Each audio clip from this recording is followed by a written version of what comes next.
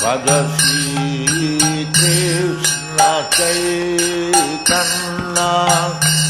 Prabhu Nityananda. No nosso canal do YouTube, o Instituto Gaudiya Vaishnava de Educação, o mais desconhecido, o famoso, mais desconhecido da YouTube. Meu nome é Mahakrishnanam e o propósito do canal é fazer comparações entre o conhecimento oriental e ocidental, especialmente o Gaudiya Vaishnavismo pela ótica de Chaitanya Mahaprabhu. Aqui nós estamos gloriosamente continuando a nossa saga, né? A saga do Uddhava Gita, que são as instruções primordiais mais completas do Senhor Krishna a Uddhava, já no encerramento do Srimad Bhagavatam. E esse daqui é o vídeo de número 13, abordando então o 19º capítulo da Uddhava Gita. Nós já trabalhamos com 18 capítulos, esse é o 19º capítulo. Nos capítulos anteriores falou-se sobre Varnashram Dharma, né, a posição dos membros do Varnashram Dharma, como eles conseguem desenvolver amor puro por Krishna. Então, na sequência dos Vedas, quando alguém alcança a perfeição no Varnashram Dharma, ele adquire conhecimento. Basicamente, conhecimento significa conhecimento da alma espiritual. Eu sou alma espiritual. E quando você entende, quando você realiza que é uma alma espiritual, Atma, uma Jivatma, a consequência é que você começa a se desapegar desse mundo material. Portanto, quando existe verdadeira Jnana, verdadeiro conhecimento, o produto de Jnana é Vairagya, desapego no mundo material. Então, como Krishna falou anteriormente para Uddhava sobre o sistema Varnashram Dharma, agora ele vai falar um pouquinho sobre Jnana, sobre conhecimento e consequente renúncia. Então, a gente pode classificar também como uma das bases do que é conhecido como Sankhya nos Vedas, é o sistema de Sankhya, que termina em Yoga, né? Ashtanga Yoga. Ashtanga Yoga, como é descrito por Patanjali no Sadhana, nas filosofias modernas clássicas da Índia. Tá bom, então vamos continuar então com a nossa saga, né? Verso 1 do capítulo 19, canto 11 do Srimad Bhagavatam. A Suprema Personalidade de Deus disse: a pessoa autorrealizada que cultivou o conhecimento das Escrituras até o ponto de atingir a iluminação e que está livre da especulação impersonalista, compreende que o universo material não passa de mera ilusão. Então esse é o fruto do conhecimento. Entender que o mundo material, esses relacionamentos, esses acontecimentos, essas atividades, as atividades do corpo são temporários, né? São meramente ilusórios. Então deve entregar a mim tanto esse conhecimento quanto o processo pelo qual o alcançou. Então esse conhecimento ele não termina em si.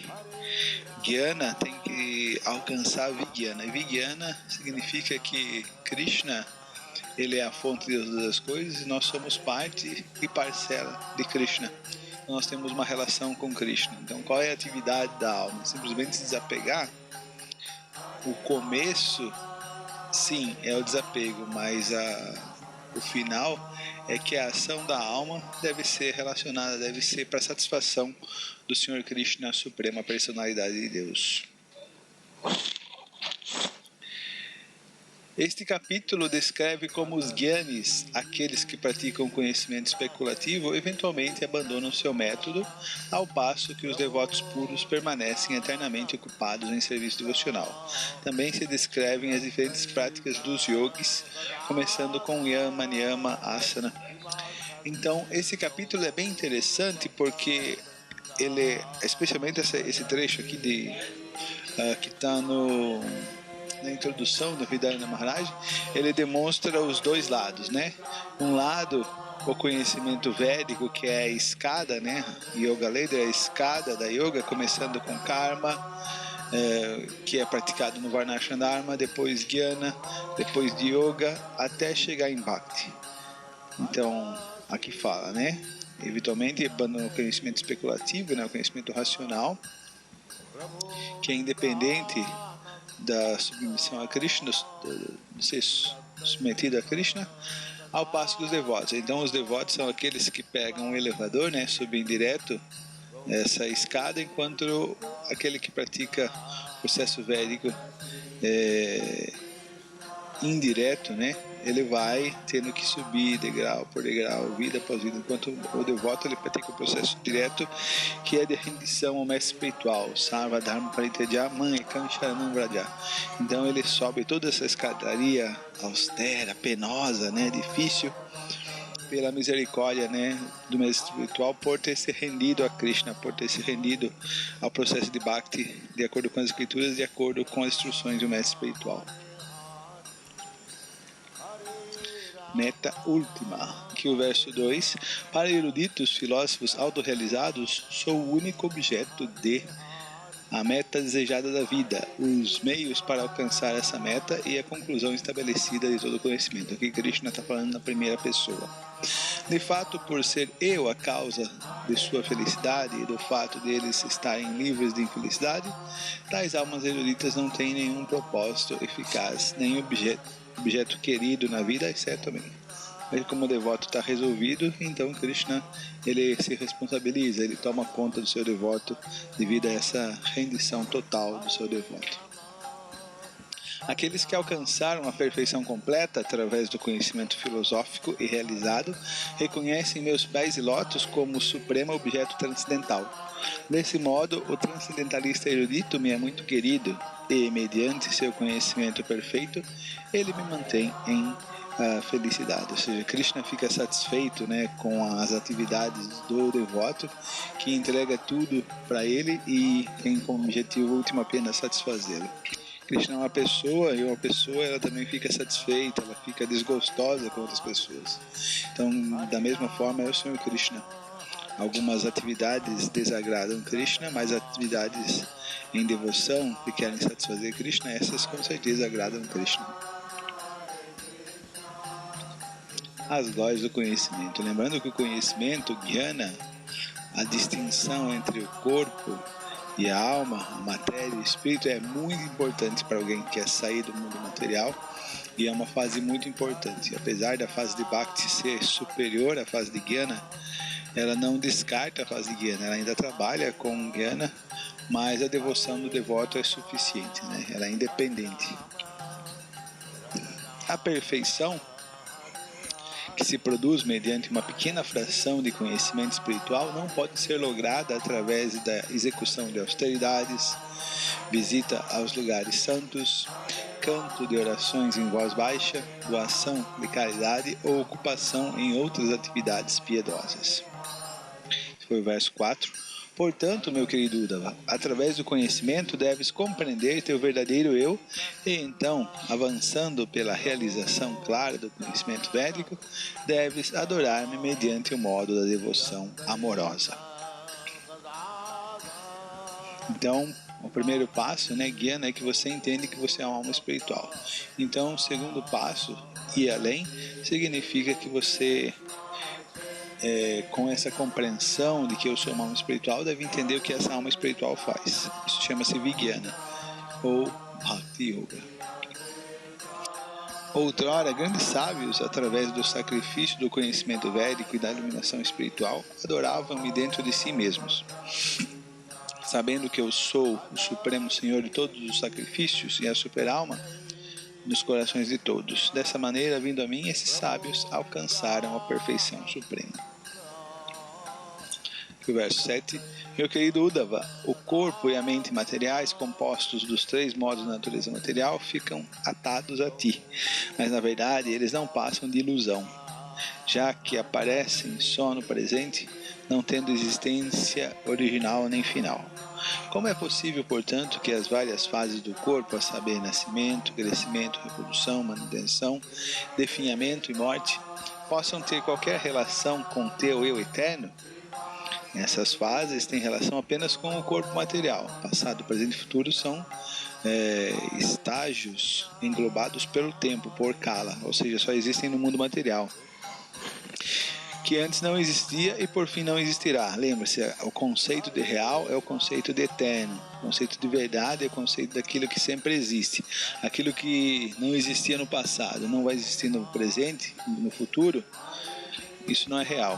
A coisa que é real, ela sempre existe, ela sempre é. O corpo existe apenas no momento presente, por isso o corpo material ele não é considerado real. A alma sempre existe, ela é. Então, essa visão de entender que a alma é eterna e a matéria, o corpo e aquilo que faz parte da periferia do corpo, tudo isso é temporário, portanto irreal e ilusório. Mas a alma que é eterna, que é a substância, que anima o corpo, então isso é conhecimento. Sri Uddhava disse: ó Senhor do Universo, ó forma do Universo, por favor, explica-me o processo de conhecimento que automaticamente traz desapego e percepção direta da verdade, que é transcendental e que é tradicional entre os grandes filósofos espiritualistas. Esse conhecimento, buscado por elevadas personalidades, descreve o serviço devocional amoroso a ti. Então esse foi o verso 8 e novamente Uddhava inquirindo, colocando questões para que o Senhor Krishna possa iluminar não apenas ele, mas a todos nós.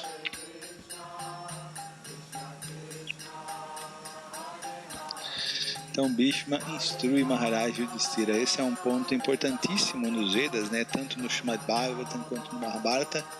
E para variar, Krishna vai estar se baseando nele aqui, nas instruções dadas por Bhishma Deva em seu leito de morte, seu leito de flechas, aos Pandavas encabeçados por Yudhishthira, que ia ser o imperador.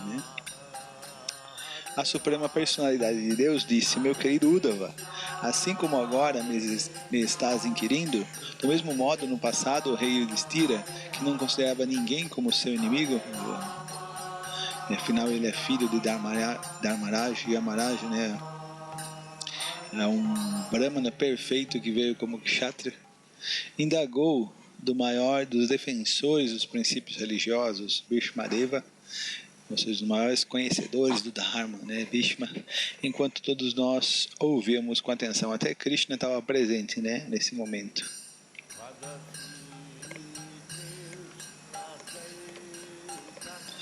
Agora te falarei os princípios religiosos atinentes ao conhecimento védico, desapego, autorrealização, fé e serviço devocional, que foram ouvidos diretamente da boca de Bhishma Deva. Então aqui nós podemos ver o Senhor Krishna e os Pandavas na presença de Bhishma Deva, e Bhishma Deva aqui está instruindo Yudhishthira. Então essa foto aqui de época, ela ilustra o que está acontecendo, o que Krishna está falando. Então vou fazer uma leitura dos versos 13 ao 27 do Srimad Bhagavatam. Aqui o verso 13 para vocês. Que já foi lido, vamos. Eu pessoalmente aprovo aquele conhecimento através do qual a pessoa vê a combinação de 9, 11, 5 e 3 elementos em todas as entidades vivas. Em última análise, um único elemento dentro desses 28. Ou seja, Krishna aprova a filosofia Sankhya como a base do conhecimento, não a filosofia Sankhya do Sankhya Karika, do falso Kapila. A filosofia Sankhya, como é explicada na Bhagavad Gita, como é explicada nos Upanishads, como é explicada no Srimad Bhagavatam por Kapila Deva, o filho de mãe Devahuti e Kardama Muni. Quando a pessoa já não vê os 28 elementos materiais separados que surgem de uma única causa, senão que vê a própria causa, a personalidade de Deus, nesse momento sua experiência direta é chamada Vijnana, ou autorrealização.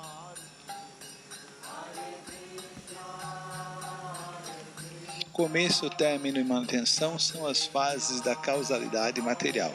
Aquilo que acompanha de forma estável todas essas fases materiais de uma criação para outra e permanece só quando todas as fases materiais são aniquiladas, é o único eterno. Como Krishna vai falar no Chaturshloki do Srimad Bhagavatam, no verso 36, no verso 36, canto 2, capítulo 9, verso número 36, Krishna é aquele que existe nas três fases do tempo, né? Quando os planetas não estavam criados, era ele que pairava, né, na água do oceano Karana.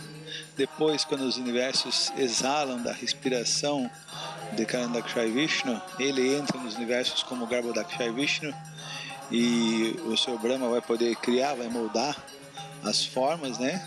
E depois que tudo isso for aniquilado pelo Senhor Shiva, né? O Ananta Shesha, pelo seu fogo terrível, é somente Mahavishnu que vai continuar existindo. Então Krishna é aquele que existe antes, durante e depois. E não que o universo é criado por um Big Bang, ou que não tem explicação, ou que não tem fonte nenhuma. Conhecimento significa entender que Krishna existe antes, durante e depois.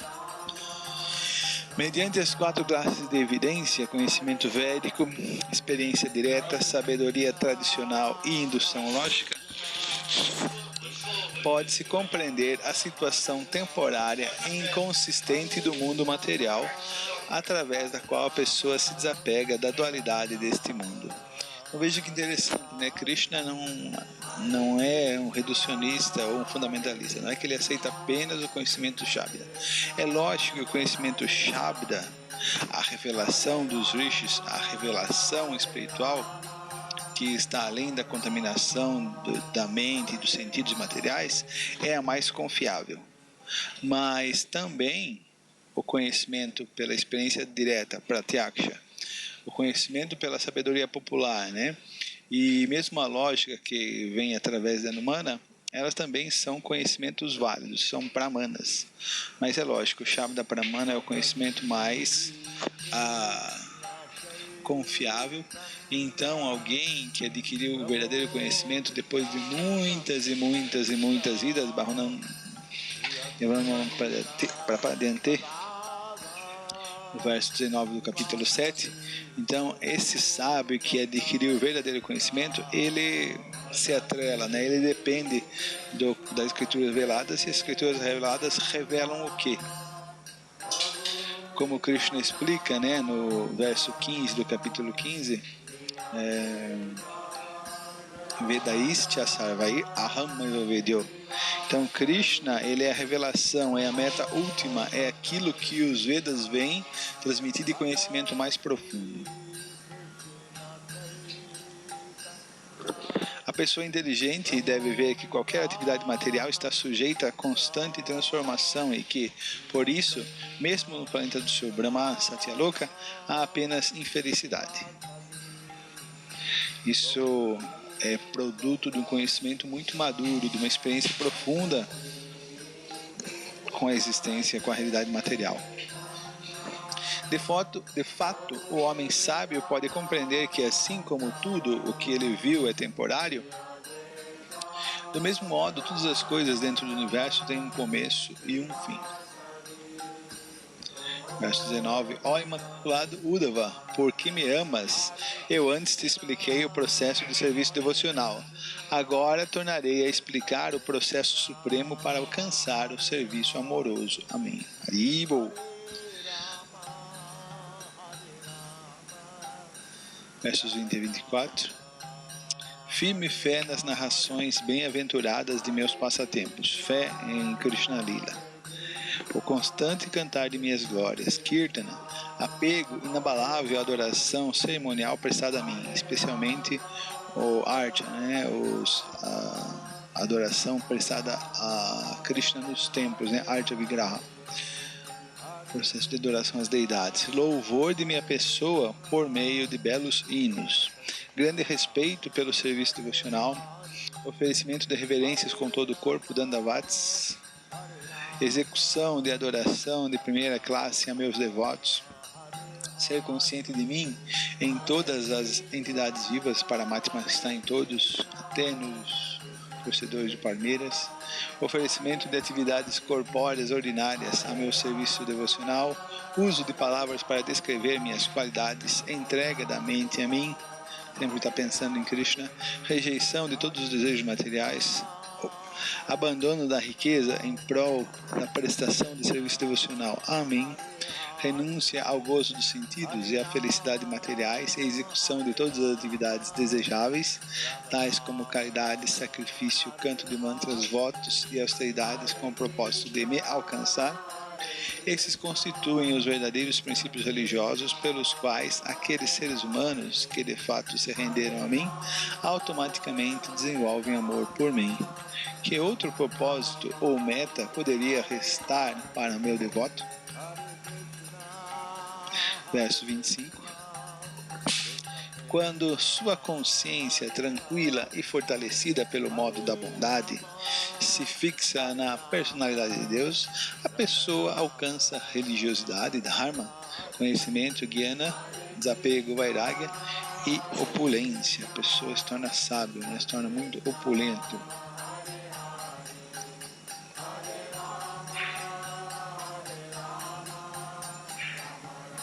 Verso 26.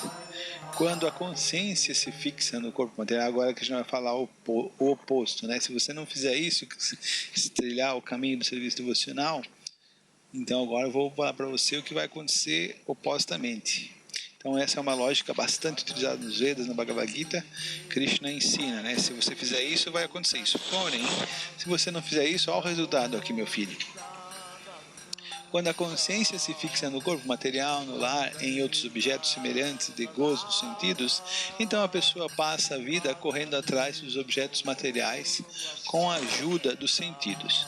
A consciência, poderosamente afetada dessa maneira pelo modo da paixão, entrega-se a coisas impermanentes e assim surgem a irreligião, a dharma, ignorância,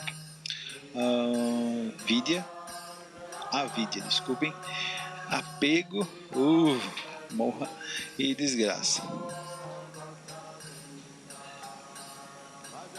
Isso aqui é o verso 27 e último, né? Afirma-se que os verdadeiros princípios religiosos são aqueles que conduzem ao meu serviço devocional.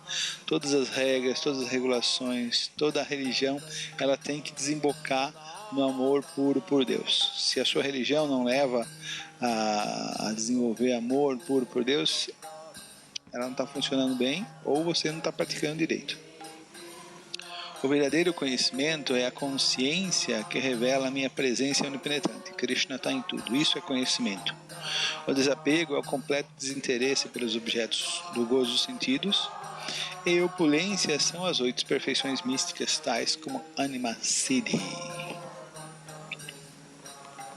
Tchan, tchan, tchan.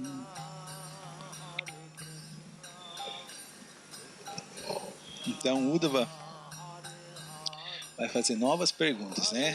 Sri Uddhava disse: meu querido Senhor Krishna, ó castigador dos inimigos, por favor, diz-me quantos tipos existem de regulações disciplinares e de deveres regulares diários.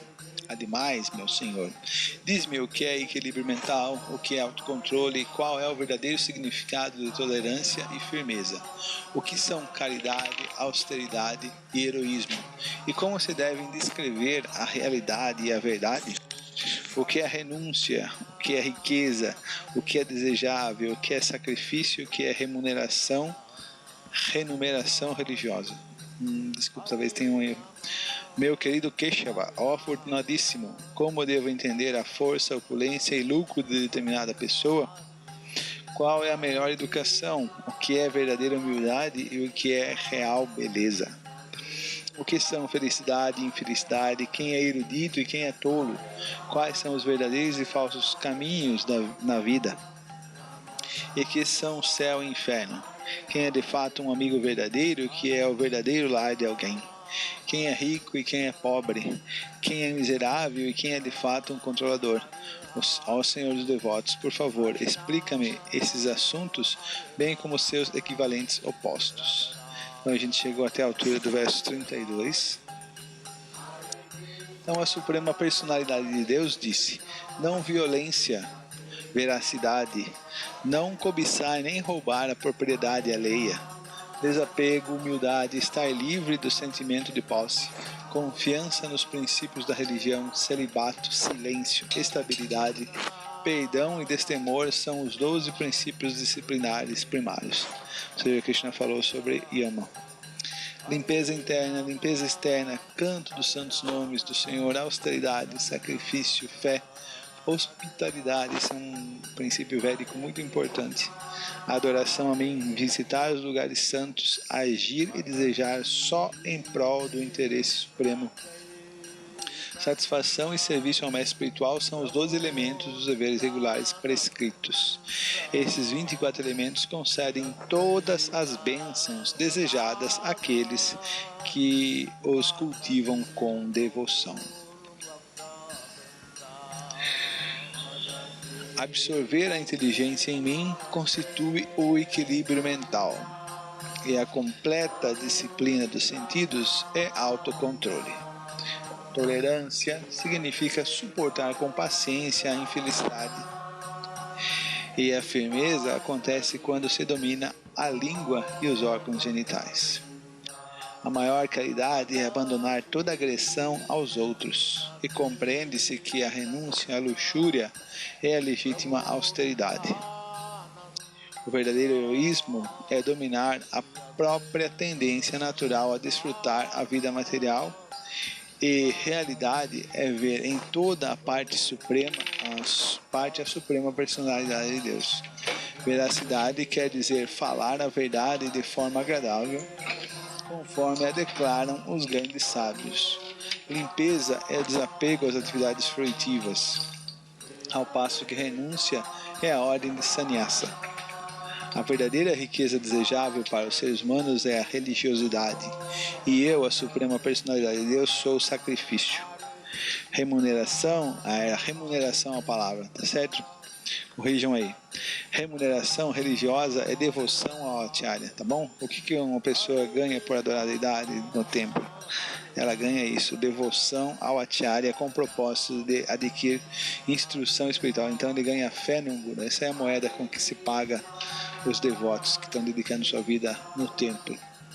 E a maior força é o sistema pranayama de controle respiratório. Tem um trecho aqui que eu achei bem interessante, né? Tolerância significa suportar com paciência a infelicidade. Então, infelicidade, tristeza, reveses sempre vai existir no mundo material. E é exatamente isso que Krishna está falando, né? Resistir suportar com paciência, né? Tá? Como Krishna fala no verso 14 do capítulo 2, né? Que as estações de inverno e verão surgem automaticamente, né? Assim como felicidade e infelicidade. Então há que se tolerar com paciência, né? Há de se tolerar, né? Então isso demonstra que a pessoa é tolerante. Firmeza, a pessoa é firme, é forte quando ela domina, né? O desejo de comer tudo por aí e os órgãos genitais, consequentemente. E caridade, essa é bem interessante, né? Caridade é abandonar toda agressão aos outros. Então, a partir do momento que você não é mais violento em palavras, atos, pensamentos com os outros seres, não só com os seres humanos, isso significa que você está cometendo maior caridade, né? Você está dando presente da vida, do respeito para os outros seres, né?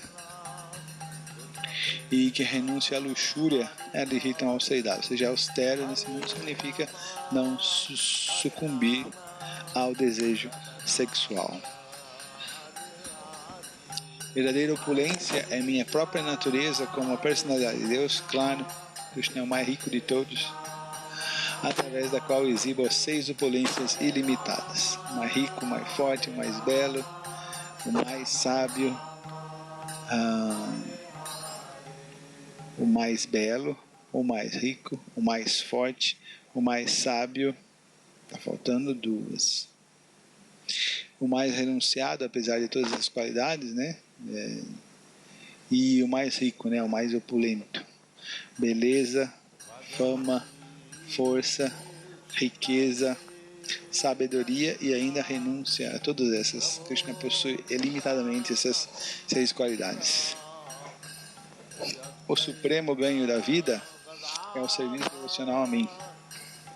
Verdadeira educação é anular a falsa percepção de dualidade dentro da alma, ou seja, a verdadeira educação significa enxergar a alma espiritual em tudo, Krishna em tudo. Real modéstia é ter repugnância a atividades impróprias. E beleza é possuir boas qualidades, tais como o desapego. Verdadeira felicidade é transcender a felicidade e infelicidade materiais. E verdadeira miséria é envolver-se na busca do prazer sexual. Homem sábio é aquele que conhece o processo para libertar-se do cativeiro, e tolo é aquele que se identifica com o corpo e mente materiais. O verdadeiro caminho na vida é o que conduz a mim. O caminho errado é o caminho do gozo dos sentidos, mediante o qual a consciência fica confundida, fica encoberta, a gente perde a inteligência. Verdadeiro céu é a predominância do modo da bondade, ao passo que inferno é o predomínio da ignorância. Veja como ele coloca condições internas, né, na questão de céu e inferno, apesar dos Vedas declararem que existem locais geográficos dentro do universo, né, conhecidos como Swarga Loka e como Patala Loka. Eu sou o verdadeiro amigo de todos, agindo como mestre espiritual do universo inteiro, como Paramatma, né? E o lar da pessoa é o corpo humano. Meu querido amigo Uddhava disse que quem é dotado com boas qualidades é deveras rico, e quem não está satisfeito na vida é de fato pobre. Desventurado é aquele que não consegue controlar os sentidos, ao passo que quem não se apega ao gozo dos sentidos é um verdadeiro controlador. Aquele que se apega ao gozo dos sentidos é o oposto, um escravo. Dessa maneira, Uddhava, elucidei todos os assuntos sobre os quais indagaste. Não há necessidade de uma descrição mais minuciosa dessas boas e más qualidades. A Krishna está cortando o assunto, pois sempre ver o bem e o mal é em si uma qualidade má. A melhor qualidade é transcender o bem e o mal materiais. Tudo que é utilizado para Krishna é perfeito, né? Srila Prabhupada aqui, Jai. Então aqui a gente termina mais uma videoaula da nossa saga, né, sobre o Uddhava Gita, aqui o capítulo 19. Ela continua, né, acredito que tenha aproximadamente mais uns 10 capítulos. Espero ver vocês aqui juntos, acompanhando nosso canal e as instruções de Krishna para Uddhava. Se inscrevam no canal, deem um like. Muito obrigado pela atenção. Hare Krishna e tchau!